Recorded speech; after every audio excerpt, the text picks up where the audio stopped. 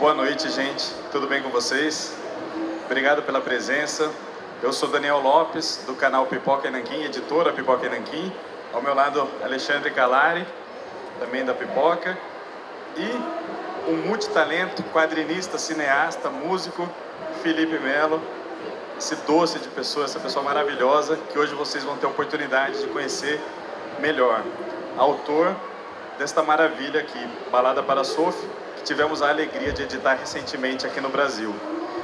Já considerado um dos melhores e maiores quadrinhos portugueses de todos os tempos. Então é um negócio muito importante mesmo, muito legal. Alguém aqui já leu Balada para Sophie? Gostaram? Então tá bom. Vamos começar o papo então lembrando um pouquinho. Daqui a pouco a gente chega no Balada, mas vamos lembrar um pouquinho do começo de carreira do Felipe e quando surge esse amor por quadrinhos e falar um pouquinho do seu primeiro trabalho. Quando você começou a escrever quadrinho, Felipe, e por quê? Ora bem, antes de tudo, olá a todos. É toda uma experiência comunicar com tanto ruído, é algo que toda a gente por aqui passou. É um exercício de concentração e de foco, dar o meu melhor. Respondendo à tua questão, falando convosco, que são pessoas que cresceram no mundo dos quadrinhos, e mesmo falando com alguns leitores, eu reparo que sou um alien no meio dos quadrinhos, porque eu não cresci ali quadrinhos. Na verdade, comecei, e hoje foi um dia especial por causa disso. Em Portugal chegava a Turma da Mónica pela editora Abril, e isso revolucionou. Os verões eram passados na praia a ler a Turma da Mónica. Portanto, essa é a relação que eu tive com os quadrinhos, que depois foi interrompida. O que sim aconteceu foi uma relação muito próxima com o cinema. E eu volto aos quadrinhos e à banda desenhada pela relação com o cinema e pela vontade de escrever guiões ou roteiros. E muitas vezes a vontade de escrever era tanta que o formato guião não é um formato que uma pessoa normalmente publique, então tenta se transformar noutra coisa. E eu tenho a sorte de trabalhar há 15 anos com o mesmo desenhador, que normalmente há autores de banda desenhada que trabalham com um, trabalham com outro. Nós somos uma banda, somos assim uma espécie de... É um casamento, aliás, já dura mais do que a maioria dos casamentos que eu conheço. Ele vive na Argentina e eu vivo em Portugal, então os livros foram todos feitos à distância. É o desenhista do Balada para Sophie, o Juan Cavia. É um gigante, um grande desenhista, um talento, né, absurdo. A cada trabalho ele se supera, né? E eu imagino que essa relação de vocês envolva muita coisa além dos quadrinhos, né? E eu acho isso muito bonito. O estofo que vocês têm ao fazer uma obra vai muito além das referências propriamente dos quadrinhos. Tem muita música, muito cinema. O Juan também trabalha com cinema, né? E como começou essa relação entre vocês, exatamente? Ora, começou exatamente por causa do cinema. O Juan é um diretor de arte que ele desde muito jovem trabalhou em filmes muito grandes. Há aquele filme que ele fez os cenários, ele era cenógrafo daquele filme O Segredo dos Seus Olhos, que ganhou o Oscar. Ganhou o Oscar. Então, um filmão esse. É um filmão. Pois é, ele era muito novo mas portanto, ele tinha a paixão, ele ao contrário de mim, sempre gostou muito de quadrinhos, mas nunca pensou que pudesse ser desenhador.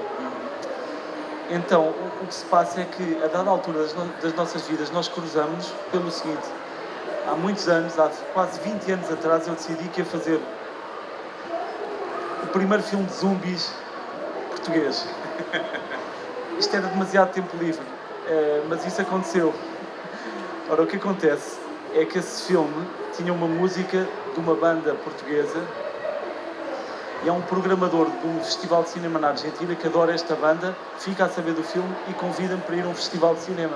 Que é mais ou menos o que aconteceu na altura, é o que está a acontecer aqui. Eu tenho uma vida bastante estranha porque eu venho da música, venho do jazz. E de repente eu olho para aqui, estão aqui os grandes nomes da literatura do meu país. E eu sou um intruso aqui, porque eu sou dos bonecos. Mas já na altura... eu sou da música e estou num festival de cinema, assim, a sério. Mas foi aí que eu conheci o Juan.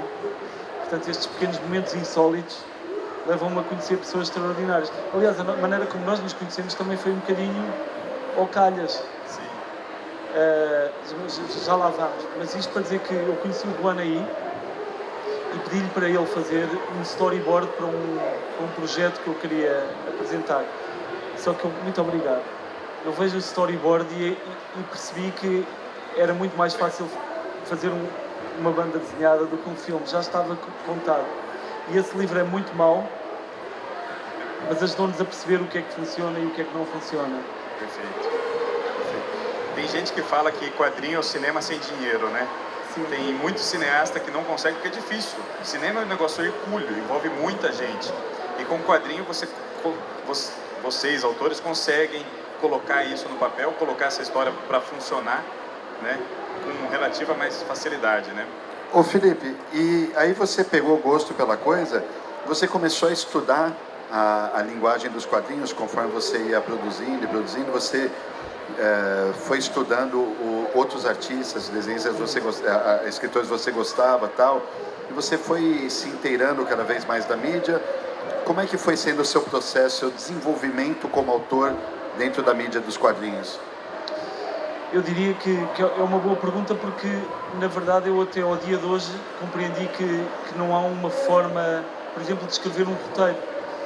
Posso dizer que um dos pontos altos desta viagem foi, de facto, voltar ao início, porque hoje visitei o estúdio do Maurício de Sousa e, de repente, eu reparei que os roteiros deles são escritos de uma forma que é completamente diferente do que da americana ou da japonesa, que é, eles escrevem os roteiros já com um desenho, com os layouts, isto é, com a planificação, para que, como há tão pouco tempo, é para depois o próprio Maurício de Sousa fazer a filtragem rápida, ele precisa de ver. E isso faz sentido para mim, porque nós aprendemos isso intuitivamente. Nós primeiro queríamos escrever à americana, então escrevíamos só texto. Mas como eu só conheci, vamos cá ver, eu só conheci realmente o Juan no lançamento do nosso primeiro livro, já tínhamos um livro feito. Então, o resultado era sempre muito diferente do que imaginava por causa dessa falta de comunicação. Por exemplo, Alexandre, se tu escreves uma história e de repente me passas a mim para eu desenhar ou passas ao Daniel, vão sair dois resultados completamente diferentes. E vais ter boas surpresas ou más surpresas. Então o método que nós arranjámos foi exatamente esse, que é primeiro escrever igual a um guião de cinema. Mas depois vi que fazia uma planificação sem saber desenhar, de uma forma muito rude, muito rudimentar. Mas isso dava uma ideia ao desenhador do tempo que cada cena leva. Isso é muito importante, não é? Os nossos primeiros livros era pumba, pumba, pumba, vamos poupar, não podemos aborrecer as pessoas. É uma estupidez. O tempo é igual ao do cinema. Sim. Uma página sem nada é muitas vezes mais importante do que avançar com a narrativa. Mas isto para responder à pergunta, que era se eu fui evoluindo um bocadinho e aprendendo. Sim. Porquê? Porque exatamente por estar em encontros como este, em Portugal dizemos dar graxa, que não estou a ser simpático convosco, é por conhecer pessoas como vocês que eu fui aprendendo. Porque, por exemplo... Obrigado. Mas é verdade. Eu conheci, por exemplo, o Daniel na loja Monstra, que muitos conhecerão. Ora, o que é que acontece? Eu vou à loja Monstra e digo, não gastes dinheiro, não gastes dinheiro. Sai de lá. Aliás, eu tenho de dizer que a Bienal gentilmente nos cede um montante para nós gastarmos nas nossas refeições, nos nossos transportes. Eu rebentei grande parte do meu orçamento na loja Monstra. Peço imensa desculpa, mas estou a investir na cultura e pronto, espero assimilar informação para a evolução dos quadrinhos do nosso grandioso país, Portugal. Isto para dizer que aprendo assim exatamente, com conselhos de pessoas que sabem e que me dizem, este vais gostar, este vais ler. Ontem saí de lá com imensos livros que o Daniel me recomendou, portanto, é aqui nestes sítios que nos vamos conhecendo. E mais, desculpem, estou a falar muito, mas vou dizer... Mas a gente veio aqui para te ouvir falar mesmo. Foi há 3 anos atrás, exatamente antes da pandemia, eu vim cá a São Paulo e estive cá durante 1 dia e meio porque estava aqui a tocar com um músico português que é o António Zambujo. E lá está, os nerds da banda desenhada encontram-se e fui contactado para ir à loja Monstra, onde conheci a ti. Isso. A partir daí depois conheço o trabalho do Alexandre e da Pipoca e Nanquim, que eu acho que quem daqui conhece a Pipoca e Nanquim? Oba, Pronto. obrigado, gente. Ontem eu tive noção disso, que há muita gente que deixou de comprar os vossos livros por ser o tal livro, mas compram-nos por serem da vossa editora. É uma confiança que o pessoal tem na gente e somos muito gratos por isso, assim. Claro. Mas é uma coisa de curadoria também, só escolher obras que a gente gosta muito, né? Mas isto para dizer exatamente isso, que se não tivesse sido esse encontro, foi quase aleatório, Sim, este livro não existia, não estávamos aqui hoje. é verdade. Portanto, Que bom que deu tudo certo, né? E é lindo. Vamos falar um pouquinho mais do Balada para Surf. Antes desse, você lançou quantos quadrinhos com o Juan? Todos eles foram com o Juan, né? Mas são quantos até o momento? estamos a falar de 2, 3, 4 que contam só como um, porque eram livros de aventuras, que tivemos o primeiro volume editado aqui, Sim, foi. e que foram assim a nossa escola, Dog Mendonça e Pizza Boy, né? Dog Mendonça e Pizza Boy, as incríveis aventuras de Dog Mendonça e Pizza Boy, que foi, na verdade, um tributo a todos os filmes que me influenciaram quando eu era pequeno. Aí depois foi depois que veio o Vampiros? Depois veio Os Vampiros, que também está aqui editado pela Cesi, Sim. e que é um livro que se chama Os Vampiros por causa de uma canção do Zeca Afonso, que é um cantor de intervenção português, e que fala um bocadinho fala só sobre a guerra em África e sobre as tropas portuguesas e guineenses. E assim anda ali a oscilar entre o fantástico e depois vem outro, que se chama Comer e Beber, que também anda para aí. Ah, Tá aqui, mas não foi lançado no Brasil ainda, né? Não, está a edição de Portugal. E depois temos este. Eu tô vendo uma oportunidade aí, hein? Sim. Digo, quer dizer, Vamos a isso. E quanto tempo levou a concepção para fazer todo o Balada para Surf? Eu há bocadinho estava a ouvir a Joana, que é aquela autora que está ali, Joana Bertolo, que teve aqui uma conversa e eu vi que o teu livro esteve desde 2011 até 2018, portanto 7 anos. E eu, na verdade, hoje em dia vivemos num tempo onde é tudo tão rápido e sentimos sempre a pressão de fazer coisas e de estar sempre a produzir. rápido e de várias formas descartável, né? Na minha opinião, esse excesso de velocidade tornou muitas coisas descartáveis, mesmo que não deveria ser, mesmo que não acaba se tornando. Então tem essa dicotomia que a gente vive hoje, né? Tudo veloz e descartável, e você descarta e você não absorve. Então a gente precisa prestar mais atenção no nosso tempo. E não só isso, estamos numa fase especialmente perigosa, porque há uma pressão tão grande para produzir em quantidade. Nós vamos ao Instagram ou o que seja, e há uma pressão, faz coisas, rápido, está toda a gente a fazer coisas, mas nós levamos com tudo. E eu acho que todos nós estamos a assistir a pessoas muito equilibradas a caírem e a ficarem meio desnorteadas, porque têm de constantemente lutar contra a ansiedade de se calhar levar mais tempo. Eu gosto muito das pessoas que demoram tempo a fazer coisas e acho que normalmente isso tem um bom resultado. Em relação a isto agora vai parecer uma contradição, mas eu demorei 2 meses a escrever.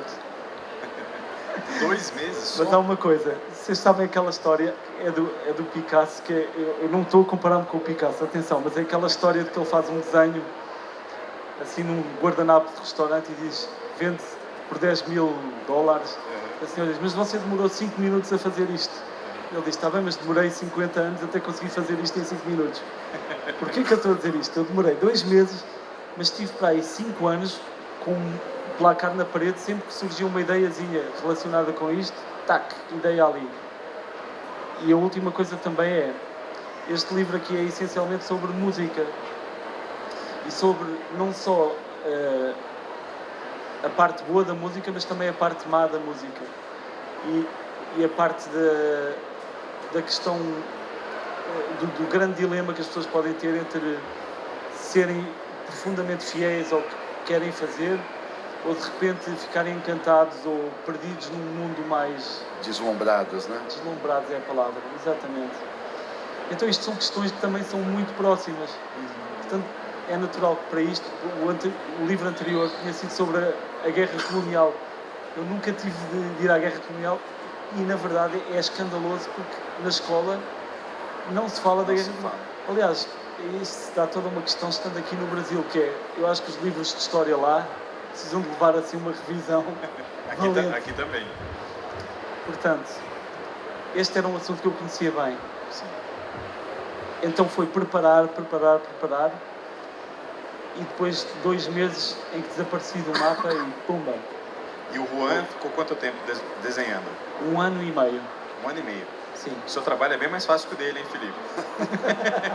Ô, Felipe, eu queria te perguntar, já que você tocou nesse assunto, porque música é outra paixão sua, né, e outra das suas especialidades. Eu queria saber quando que a música e como que a música entrou na sua vida também. Eu vim da música também, né, quando eu era novo, mas nós tivemos escolas diferentes, porque minha escola era banda mesmo, banda de rock e tal, e a sua escola vem do jazz, do clássico, é outra coisa. Eu queria saber como que isso foi entrando na sua vida e que papel que a música ocupa hoje na sua vida também. Ok, então eu não sei se isto tem interesse para alguém, mas vou dizer que eu tenho um irmão mais velho que é exatamente aficionado do rock. E em Portugal, ali nos anos 90, não havia festivais de rock como há hoje em dia. Havia concertos pontuais e tal. Mas o meu irmão agarrou em mim e disse: eu vou levar este miúdo a festivais de rock, porque ele na verdade queria ver bandas. Então, quando tu dizes que eu sou do jazz e do clássico, meu bom amigo, quero que saibas que vi o penúltimo concerto dos Nirvana, vi os Soundgarden, Pantera, Biohazard, Megadeth, tudo. Ele é mais do rock que você, Alexandre. Eu não queria dizer isso, mas acho que não. Mas isto para dizer o quê? Que a vida acaba Na verdade, por dar... a briga é boa. Não é? Claro. Mas a coisa a base foi o rock. Mas depois, um dia há um clube de jazz em Lisboa e eu entrei lá. Mas nesse momento você já tocava? Não. Não. Então, Não. sua base era base de fã?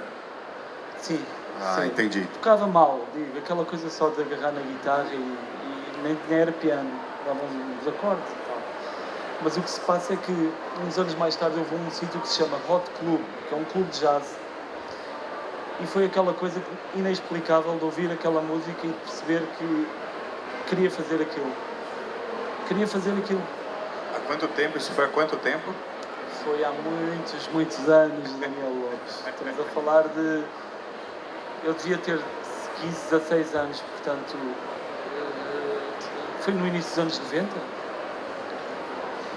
Então, a magia do jazz, acho eu, e tu que és eu disse isto, vocês vão sempre pensar que eu estou a ser muito simpático, mas o Daniel é o não músico mais músico que eu conhecia. Obrigado. Ontem estávamos a ouvir um trompetista de jazz e eu, quem é que será? E ele, Lee Morgan, logo assim, pumba. Sei uma coisa ou duas, assim. Agora, o jazz tem uma característica que eu acho que é muito mágica, que é a comunicação não verbal. Porque quando estamos a tocar juntos, até diria muito tanto no jazz tradicional como no mais improvisado, há a questão de não se utilizarem palavras, mas de eu perceber as notas que estariam a tocar e há uma comunicação e coisas que se transmitem normalmente de uma forma verbal, como o sentido do humor concreto, digo, piadas, ou emoções concretas que se exprimem de uma forma não verbal. Isso para mim é mágico. E isso dá para trazer para o quadrinho também, né? Será? Eu não sei bem. Dá. Mas o visual, transmitir isso daí. Eu acho que você e o Juan, pelos dois serem músicos, você de jazz, o Juan mais clássico, deve ter muita troca intuitiva, assim, eu acredito. Sim. Uma coisa muito louca é que o jazz ele tem esse espaço, né, de improviso, né, quando é o seu momento, lá a banda está inteira tocando, né, Hoje em dia eu não toco mais jazz, mas eu tive meus momentos também no passado. Ok, não Aí a sabia. banda tá toda junta lá e você tá sabendo que tá chegando, os próximos 6 compassos são meus, né? E tá todo mundo viajando no seu instrumento, né? Mas tá todo mundo ligado na sua onda e chega o seu momento, você tem aquele momento de improviso, depois você retorna para a música. Eu acho uma coisa muito mágica que acontece, né? Aí de repente dá uma coisa tudo errada, todo mundo se agrupa de novo, é maravilhoso, né? E é muito próximo mesmo com a linguagem dos quadrinhos, que pode ser muito concreto e muito... Isto não fomos nós. Não. Pode ser muito concreto e muito estruturado, não é? Como uma estrutura de 3 atos. Se nós formos ver, a estrutura de uma sonata clássica é igual à estrutura clássica de 3 atos. Tanto é que você fala isso, tem essa brincadeira aí, né? Vamos para o 3º ato da sonata, né? Exato. Sim, isso. Sim, e é mesmo a entrada no 3º ato. Sim. Então, também estou para aqui a falar de improvisar também, mas tenho reparado que muita gente que é apaixonada por estrutura e por tradição tem tendência a fugir dessa tradição. E artistas que normalmente começam muito pelo abstrato têm tendência a caminhar para a tradição. É estranho, mas estou-me a lembrar de pianistas como Keith Jarrett. Na verdade não é estranho, porque isso eu entendo como uma máxima na vida que você encontra na filosofia. Toda vez que você aborda um assunto começando com uma certeza, você vai terminar na incerteza. E vice-versa. Quando você começa na incerteza, você finaliza encontrando algumas certezas. Né? Diversos filósofos falaram isso e é meio que você está dizendo, né? Faz sentido. Sim, é também um bocadinho, agora vou citar a conversa anterior, que é um bocadinho a mudança de apresentar respostas para pensar sobre perguntas. Eu fui percebendo que as obras de ficção que mais me apaixonavam eram aquelas que deixavam espaço. E aprendi eu próprio, exatamente com os primeiros livros que fiz, que são... que nós tomem respostas, pá. E de repente o leitor deixa de ter um papel interventivo, ou pelo menos sai dali, se calhar passou ali 1 hora a ler aquilo e tudo bem, vai à sua vida. Mas os trabalhos de ficção que eu gosto são aqueles que será que era isto, ou era aquilo, ou... São as perguntas. E também ia dizer que o meu maior medo nestas coisas das artes, ou o que seja, é fazer sempre a mesma coisa. Há muita gente que faz isso, estou-me a lembrar até de muita gente incrível que faz sempre a mesma coisa, mas eu percebi que não consigo fazer isso. Todos esses trabalhos são bem diferentes entre si. Você já sabe qual será o próximo? Não. Não faz ideia. Não, estou aqui a assimilar coisas. É muito importante passear, conhecer pessoas. Eu passei agora, antes de estar aqui, passei vários dias em que não vi um único ser humano, durante vários dias. Que delícia! Foi ótimo. Foi uma coisa pensada e preparada.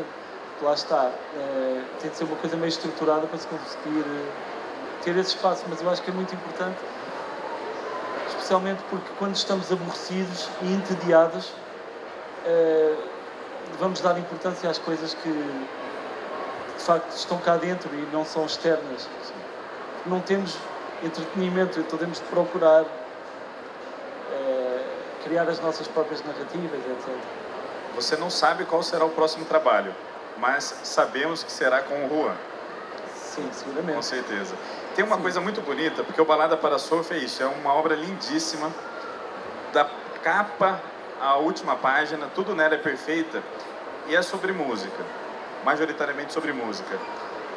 E tem uma coisa, um detalhe, né, um pequeno detalhe, e já que a gente fala muito da importância da memória, a importância da música, no finalzinho tem a dedicatória, né, para Beatriz Lebre. E essa história é linda, uma história maravilhosa.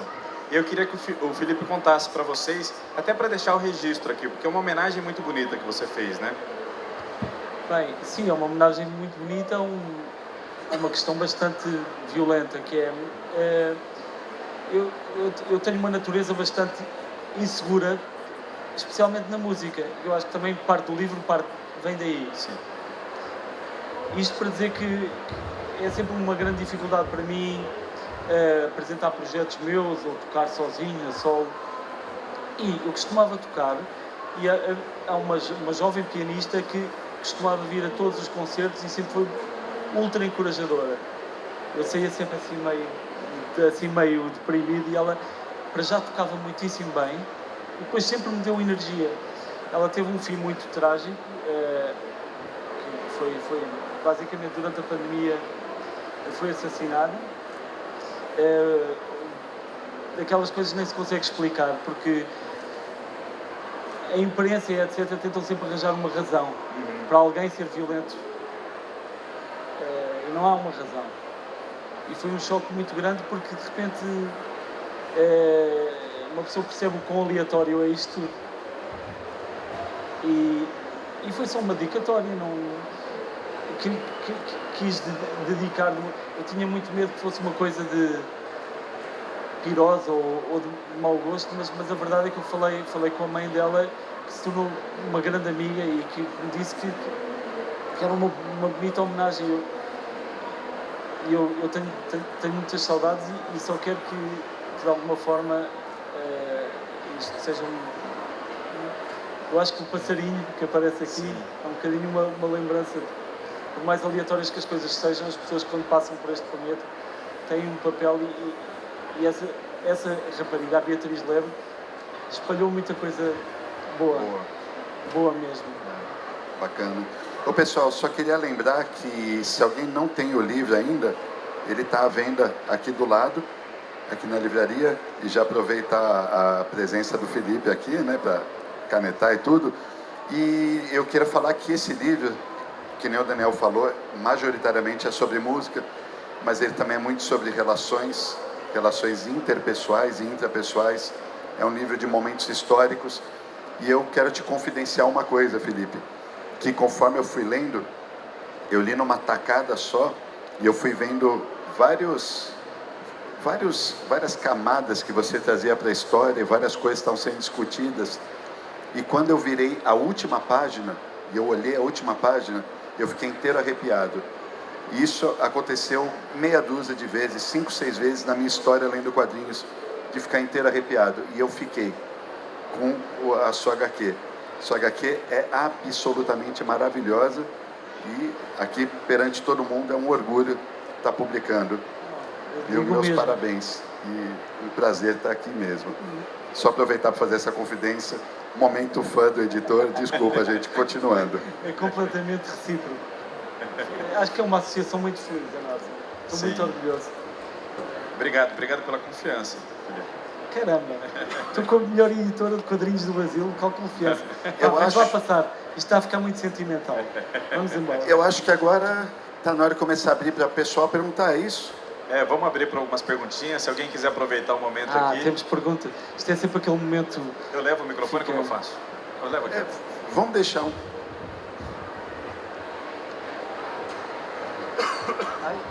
Ali. Olá, parabéns pelo livro, maravilhoso. Eu queria saber se você fez a música para o quadrinho ou você fez o quadrinho para a música. Como que a música se encaixa nesses 2 meses aí que você comentou? Antes de tudo, olá, Glaucio. Isto foi um nome que eu aprendi há pouco, que cruzámos ali para dedicar o livro. Responderei concretamente à pergunta. No final do livro, há uma música que faz parte da história. Isto para dizer que eu não queria escrever a música. Não queria mesmo. E apresentei o guião e estava todo desenhado, já completo o livro, sem a música. Mas o Juan pediu-me para escrever a música e eu disse-lhe que achava um bocadinho o mesmo que acontece no cinema de terror, que é, de repente está aqui esta porta. Se estivermos a falar sobre um monstro gigante que está ali atrás daquela porta, tu irás imaginar um, Renato irá imaginar outro, a Cisão vai imaginar outro e por aí fora. De repente, se eu mostrar um monstro, vai ser sempre uma decepção, porque o que imaginaram é muito pior, muito mais terrível do que aquele. Eu achava que a música iria ser assim, sendo que a música não está no ouvido, as pessoas poderão imaginar aquilo que é mais bonito para elas. Mas o Juan disse-me um bom argumento, que é, por outro lado, vamos retomar um tempo em que, de repente, no tempo do Chopin, do Bach, do Mozart, para alguém ouvir música, tinha de estar com alguém que sabia tocar, como não havia registro de gravadoras, não é?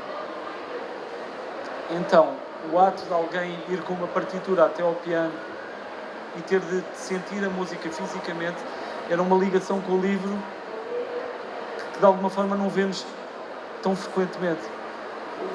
E posso dizer uma coisa também que disse ontem pela primeira vez e que me lembrei e que faz sentido estar aqui a dizê-la, que é musicalmente há uma peça, a música foi escrita na última semana antes do livro ir para a gráfica.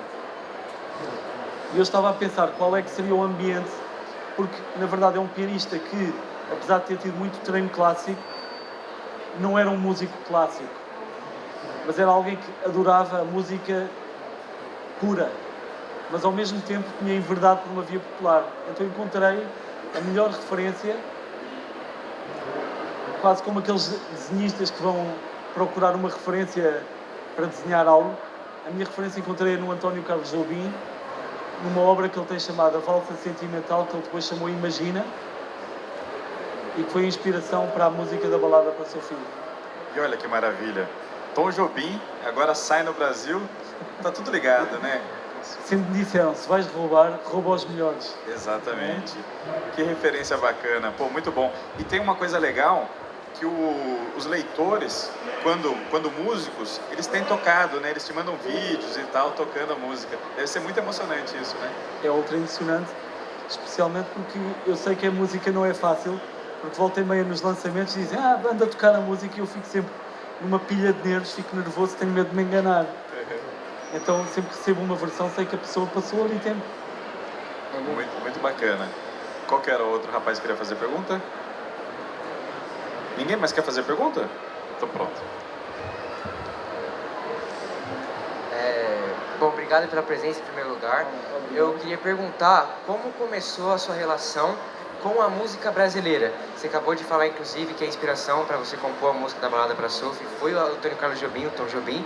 E eu queria saber mais como que você começou desde criança, foi mais na adolescência, qual a sua relação com a cultura brasileira? Ui, vamos ter uma longa conversa. Então é assim, toda a gente gosta da música do António Carlos Jobim. Vais ouvir isso num elevador no Japão, mas eu ouvi um disco do António Carlos Jobim, que é este, não, estou a brincar, que é um disco que ele gravou a solo em Minas, e é o único disco que ele gravou sozinho com o piano. Eu fiquei tão obcecado pela música do António Carlos Jobim que eu posso dizer com alguma certeza que eu transcrevi a grande maioria da música dele, e fiquei tão obcecado com os arranjos da Banda Nova que só descansei quando convidei o baterista do António Carlos Jobim, o Paulinho Braga, para ir a Portugal e para tocarmos os arranjos originais da Banda Nova.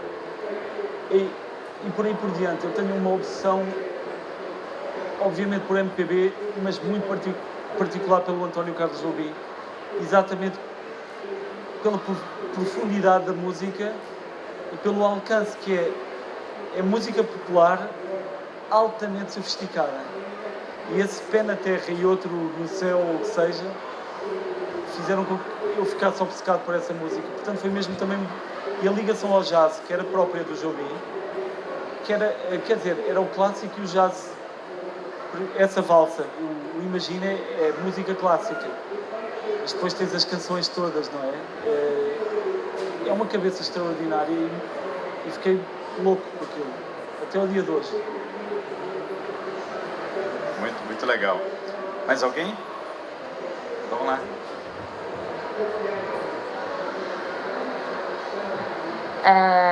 Constantemente e mais preeminentemente em Balada para Sofia, a música é um tema muito presente nas suas obras. E ela pode remeter tanto a estéticas fascistas quanto à magia da infância. O que eu queria saber era como que esses temas musicais se encontram dentro da concepção das suas obras. Ok, pronto. Então posso dizer, deixa-me ver, é que isso é uma pergunta muito complexa, mas eu posso dizer uma coisa, que é, outra música que inspirou claramente este livro é o concerto em sol do Ravel. Já conheces ou não? Vais conhecer. Segundo andamento do concerto em sol do Ravel, isto parece muito intelectual, parece um programa, não é? O concerto em sol do Ravel, não sei se conhecem. Mas o que se passa com esta música é que de repente, eu não quero spoiler porque há aqui pessoas que não leem, mas há uma cena em que um piano começa a levantar e que não se sabe se é real ou não. E eu de repente estou em casa, e esse é dos poucos momentos que eu me lembro de estar a escrever, e eu estou a ouvir o concerto em sol, e de repente digo, vou dormir, a seguir a escrever aquilo, e vou dormir com um sorriso, porque caramba, isto saiu-me bem, fiquei orgulhoso, escrevi uma cena, e de repente no dia a seguir vou ler o que tinha escrito, só que a música já não estava a tocar, e estava péssimo. Era a música que estava a fazer aquilo. Então tive de reescrever e reescrever até de alguma maneira conseguir que a música estivesse lá sem se estar a ouvir de facto. Portanto, eu acho que o papel da música é sempre esse. E hoje em dia até nós vemos na internet aquelas coisas que é põem-te uma cena de um filme e mudam-te a música e muda completamente o que aquilo quer dizer. Um bocado como aquele exercício que creio que foi o Hitchcock que fez, que era sempre a mesma reação, mas a coisas diferentes. E que aquele plano ganhou um significado completamente diferente. O poder da música é exatamente esse. É muito estranho, não é? É assim uma espécie de manipulação de emoções que a música consegue fazer. Mas é isso, sei lá, se não respondi a nada, mas olha, tentei. Essa coisa de flutuar, né? Acho que vem da ideia da música ser uma coisa sublime, né? De sublimação mesmo, algo de elevada. E aconteceu recentemente no filme que era a biografia do Elton John, não sei se você viu, o Rocketman. Sabes que não vi, mas eu queria muito ter visto. Que todos eles começam a flutuar quando eles começam a tocar num determinado momento no concerto dele. Porque é isso, todo mundo se eleva, né? A música ela é sublime, ela tem as características. Então, sim. Pois é verdade. Mas também outra coisa que eu me lembro é crescer muito, e eu acho que talvez em Portugal houve ali uma fase, também nos anos 90, que havia muita literatura sul-americana, do realismo mágico, obviamente, e também ao mesmo tempo na televisão nós levávamos com o realismo mágico, com o Twin Peaks, ou mesmo na banda desenhada da Turma da Mónica, nós tínhamos o Louco, que era aquela pessoa que nós não sabíamos se existia ou não. Então essa fronteira entre o real e o imaginário teve ali um papel fundamental, e eu acho que essa questão também surgiu um bocado daí. Pô, muito legal. E você está muito feliz com a repercussão que o livro tem ganhado? Porque acho que é a obra de vocês mais famosa de todas. Está ganhando o mundo, né? Agora concorrendo ao Prêmio Eisner, né? Um dos mais consagrados do mundo inteiro. Como é que está sendo essa emoção, Felipe? Olha, muito honestamente é surreal porque há que ver que, sendo músico de jazz, eu estou habituado a ter tantas pessoas no público como no palco. E de repente há um livro que está a viajar. E eu acho que estava também a conversar com outra autora aqui da Bienal, que é Matilde Campilha, nossa amiga, e ela estava a dizer que sempre que lida com algo negativo, ela sabe. Não, porque isso não me afeta muito, porque é legítimo, é honesto. O que eu estou a fazer é fundamental. E uma pessoa ganha uma confiança. Eu sei que isto aqui, sendo uma história, acho que bastante universal, porque lida com temas que são humanos, e logo todos sentimos alguma coisa. Isto saiu de coisas muito reais que eu senti, de facto, talvez exageradas, mas a partir daí é uma surpresa muito grande, porque quando comecei a fazer quadrinhos há algum tempo, eu lembro-me de ter tido uma conversa com a editora que editou os livros, e disseram-me que iria vender, na melhor das hipóteses, 500 livros, porque não era muito possível fazer quadrinhos em Portugal. Eu ouvi isto e eu tenho muitas dúvidas sobre o que consigo fazer, mas irrita muito quando me dizem que eu não vou conseguir fazer. Quando uma pessoa... Olha, curiosamente estive a ver um filme da Netflix do Adam Sandler, agora, do basquete. É, Remessa viste? do Alto lá. É muito legal esse filme, hein? É muito bem realizado, mas ele diz, há lá uma altura em que o Adam Sandler diz a seguinte frase: a obsessão vence sempre o talento. E eu pensei, olha que caramba, que pérola, porque eu não me estou a fazer de vítima, eu nunca achei que fosse especialmente talentoso, nem na música e muito menos na escrita, porque eu venho de uma grande tradição de edição livreira. A minha mãe fundou uma das grandes editoras em Portugal. Para os portugueses aqui presentes, a Texto Editora foi fundada no ano do meu nascimento na minha casa em Benfica. Ora, o que é que isto quer dizer? Eu cresci com a minha mãe, não era tão má como a mãe aqui no livro, mas a dizer para ler e etc. Então, de repente, quando havia a pressão de escrever qualquer coisa, era não, eu vou quando muito para os bonecos. Mas isto para dizer que eu acredito muito que a resiliência e a perseverança acabam sempre por dar frutos.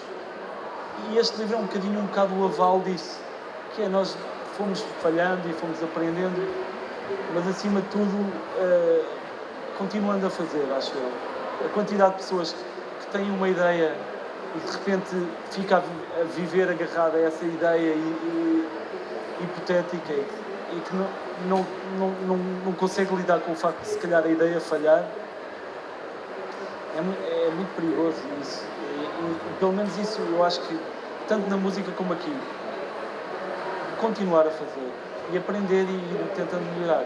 E fico contente por isto estar a correr bem. Acho que merecemos que nos fartarmos de trabalhar. Caramba.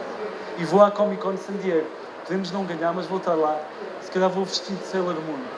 Olha só. Não, vai ganhar. A torcida é muito alta. Pô, que lição bonita para encerrar a palestra, né? Eu ia te pedir para você deixar algum... Estamos encerrando já? Acho que tem que encerrar, não sei. Tem? Como é que estamos de horário? Tem tempo para mais perguntas? A moça tinha me dito 50 minutos, eu estou mais ou menos calculando aqui. Se deixar, a gente fica conversando, né? Gente, alguém tem mais uma pergunta? Depois daqui, o Felipe ele vai fazer uma sessão de autógrafos aqui, tá aqui do lado. E aproveitem, porque não é sempre que ele vem para o Brasil, né? Segunda vez, né, que você vem para o Brasil. Segunda vez. Aproveitem, porque é um livraço. E é isso, temos espaço para mais uma perguntinha. Alguém quer aproveitar? Não? Tá todo mundo tímido? Então é isso, Felipe. Agradecer muito a sua presença aqui, a esse trabalho maravilhoso, a esse tempinho dedicado para conversar aqui com a gente e tudo que você nos ensinou hoje. Muito obrigado. Caramba, muito obrigado. Meus amigos, digo-vos, é um orgulho estar convosco mesmo. São boa gente, editores de uma exigência tremenda e estão a fazer um trabalho incrível mesmo. Quero agradecer também.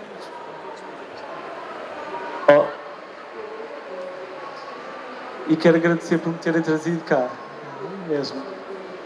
Então vá, até já. Já nos vemos ali. Valeu, gente. Valeu.